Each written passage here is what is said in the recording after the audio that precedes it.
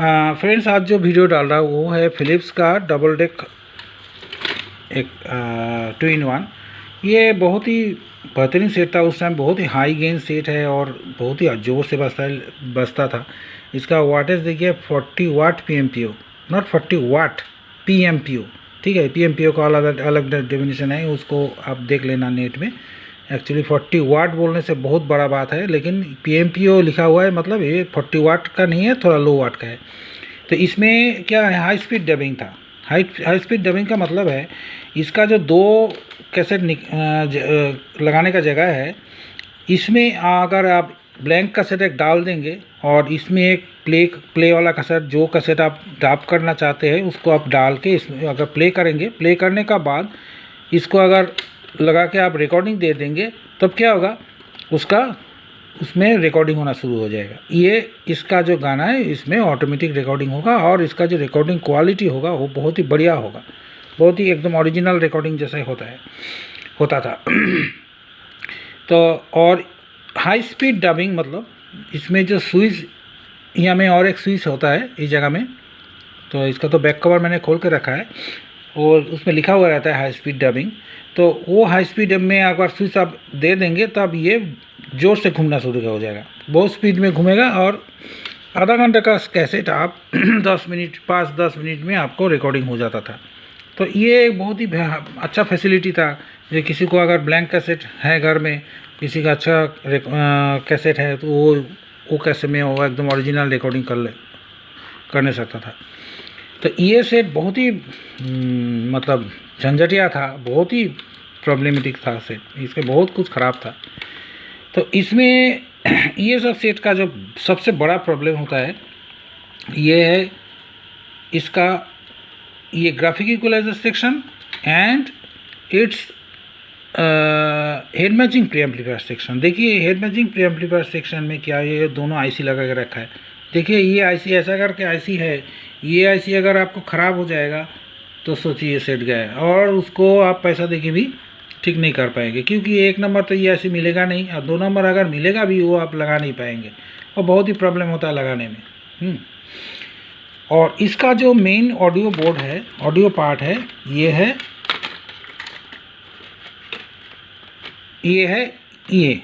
इसमें आईसी है पीछे में, ये आईसी है, ये आईसी इसका मेन ऑडियो बोर्ड है।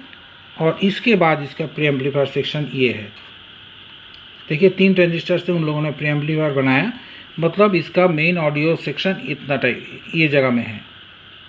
यहाँ में देखिए कुछ डायोड लगा हुआ है, मतलब इसका पावर सप्लाई सेक्शन इधर में है। ये फिल्टर कैपेसिटर है, इसको भी फिल्टर किया, इसको भी फिल्टर किया है। ये तीनों कैपेसिटर इसको फिल्टर करके एक एक पार्ट में उन लोगों ने सप्लाई दिया, क्योंकि इसमें 3 पार्ट है, एक रेडियो का पार्ट है, एक कैसेट प्लेयर का पार्ट है और एक FM पार्ट है, और कैसेट और इसका और जो ग्राफिक इक्वलाइजर का पार्ट है। क्योंकि ग्राफिक इक्वलाइजर में भी आईसी लगा हुआ है, मतलब इसमें वोल्ट चाहिए, वोल्टेज चाहिए, नहीं तो ये काम नहीं करेगा।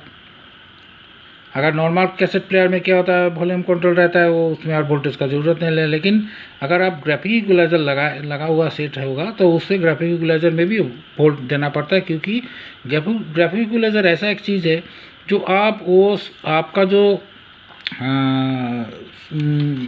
आपका जो सेट है, उस सेट को वो आपका आवाज़, उस सेट का आवाज़ को वो बहुत तरीक़े से डिवाइड कर सकेंगे आप। जैसे आपको शार्प टोन चाहिए तो आप शार्प टोन होगा, अगर आपको बेस चाहिए तो बास आपको चाहिए, ज़्यादा चाहिए तो ग्राफिक इक्वलाइजर कंट्रोल कीजिए तो बास आएगा। अगर शार्प नहीं चाहिए तो वो भी उसमें हो जाएगा।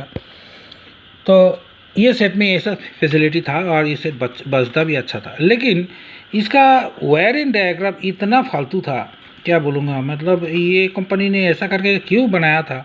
इसका तार का क्वालिटी भी अच्छा नहीं था। अगर आप एक थोड़ा बहुत इधर उधर करेंगे ना तो वो तार देखिएगा अंदर से टूट गया है।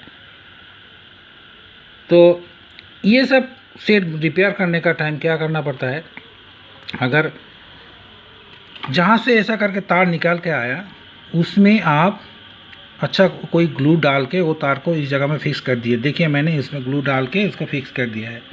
तो इसमें क्या होगा, ये जितना भी इधर उधर हो और जैसे भी हो ना करो उसको मतलब यहाँ से टूटेगा नहीं तार, नहीं तो क्या होता है वो टूट जाता है तार, यहाँ से वो टूट के आ जाएगा तो अब फिर आपको निकालना पड़ेगा कहाँ से टूट के आया।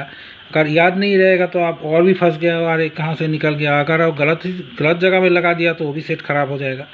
इसलिए सेट बनाने का आगे वो सेट को आप अच्छा करके देख के उसका जो तार लगा हुआ है उसको आप उस जगह में एक ग्लू लगा के रखिए जो वो तार अगर बोर्ड से कोई कनेक्शन निकला हुआ है तो ये बोर्ड से देखिए निकल के आया, मैं यही बात बोल रहा हूँ। अगर जो टैग सिस्टम है वो तो टैग ही है, वो कोई बात नहीं है, वो तो आप पहचान जाएंगे टैग कहाँ से कहाँ है। तो इसमें यही प्रॉब्लम था और इसका प्रीएम्पलीफायर सेक्शन में भी गड़बड़ था। देखिए मेन ऑडियो आया, ऑडियो आने के बाद यह प्रीएम्पलीफायर आया, ये जो ट्रांजिस्टर है ये ख़राब था। अगर अभी आप सोचेंगे जो प्रीएम्पलीफायर सेक्शन में आप कैसे सोचेंगे जी इसका प्रीएम्पलीफायर ट्रांजिस्टर ख़राब है। इसका ऑडियो आ रहा है, ऑडियो का कोई भी पिन में आप टच करके देखना, पावर देने का बाद जो एक ऑडियो आएगा घा घा करके साउंड होगा तो आप सोच लीजिए इसका ऑडियो ठीक है।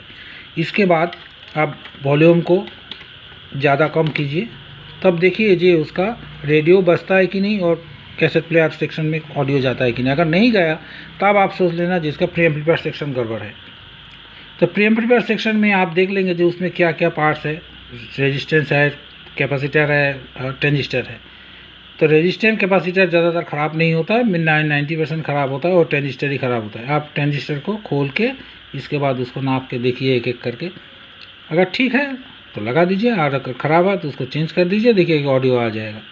क्योंकि वो बना हुआ बोर्ड है उसमें तो और कोई चेंज का ज़रूरत नहीं है, जो है उसमें एक ही चीज़ ख़राब निकलेगा, एक दो चीज़। तो इसका मैं जब इसको ट्रांजिस्टर लगाया इसको ऑडियो आ गया है। ऑडियो आने का बाद मेरा मन में एक चीज़ आया जो उसका जो पीछे जो मैंने पहले आईसी दिखाया था छोटा वाला आईसी, ये बहुत ही कॉम्प्लिकेटेड आईसी है। अगर वो आईसी उड़ गया तो सोचिए, मैंने आप पहले भी बोला फिर आपको बोल रहा हूँ, अगर रॉन्ग कनेक्शन हो गया, अगर कोई कनेक्शन आपका ठीक से नहीं हुआ है, उसका उल्टा हो गया कनेक्शन, तब वो आईसी उड़ जाएगा। क्योंकि वो आईसी बहुत सेंसिटिव आईसी है और वो बहुत लो वोल्टेज में चलता है वो आईसी।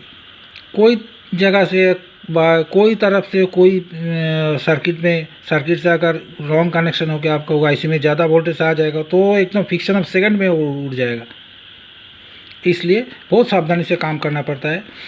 और इसमें और कुछ ख़राब ऐसा कुछ ख़राब नहीं निकलेगा। और इसमें जो कैपेसिटर लगा हुआ है उसको देख लेना, जो कोई कैपेसिटर अगर फूला हुआ है, कोई कैपेसिटर दिखिएगा उसका बॉडी की तरफ फूल गया है, उसको चेंज कर दीजिए, वो मत रखिए। वो मल्टीमीटर के में आपको दिखाएगा ठीक है, लेकिन मेरा हिसाब से वो सब चेंज कर देना ठीक है। और वो चेंज कर देने से उसका फिल्टरिंग अच्छा होगा, कोई हार्मिंग साउंड को उधर से आने का होने से वो नहीं आएगा।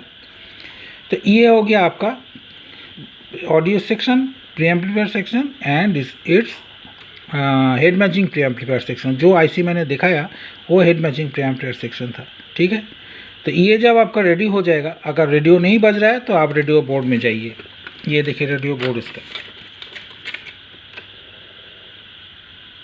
इसका रेडियो का बोर्ड, ये आईएफ है, ये कॉयल है।